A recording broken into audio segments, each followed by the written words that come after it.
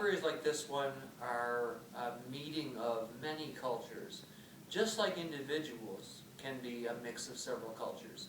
If we understand culture to be any group of allegiance which shares a common set of symbols, artifacts, and a worldview.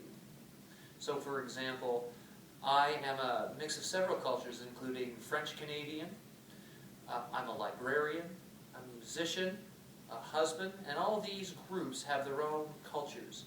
Now what we're trying to do in the library now is better balance some of the cultural influences that have informed how we present ourselves and the type of information and views that we accommodate, and that's where you can help us out.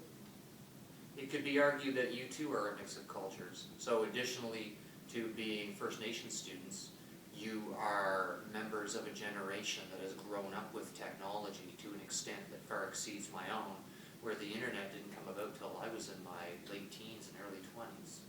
You might have other allegiances if you are artists or athletes, members of your particular family, whatever kind of hobbies that you have and interests, if you're members of online groups. These are all cultures that mix with all the other influences in your life to inform who you are.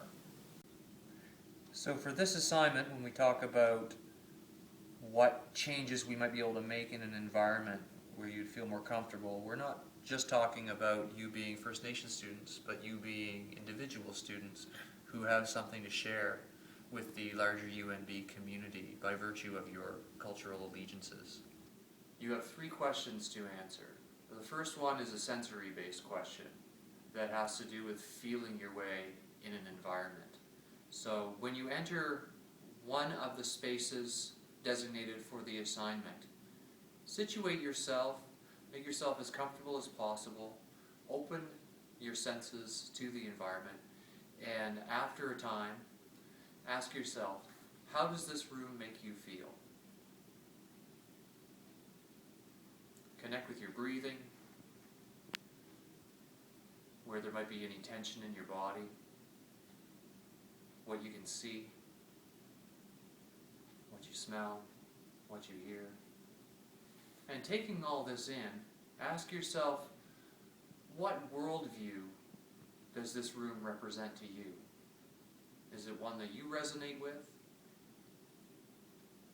Who do you think this room has been designed for and decorated to appeal to? And question number 3, how could the space be modified to make you feel more at home? While this assignment is in a mode other than writing, it doesn't really matter in the end, because whether it's an assignment or a film, you're going to be using a language unique to that medium. And you're going to be addressing those perennial questions of storytelling, the who, what, when, where, why, and how of the matter. So what I'd like to do here is impart a few tips in terms of shooting that address those different questions. So for answering the where question, you'll often use a technique known as a long shot or a wide shot. It's sometimes called an establishing shot, so that you can get a sense of the overall environment.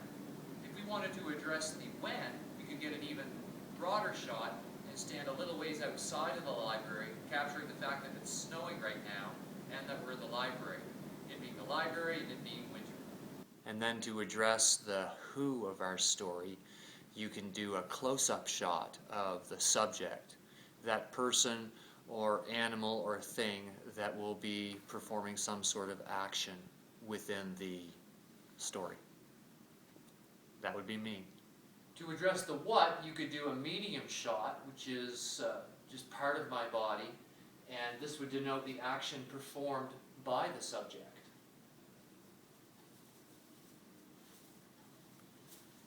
Yeah, that's good. Why questions address the internal motivations of the subject, and so an extreme close-up can be used. Gives you the sense of being inside the subject's head. And how questions, by contrast, address the external manifestations of the character's motivation, such as planting this lovely icicle on the tree.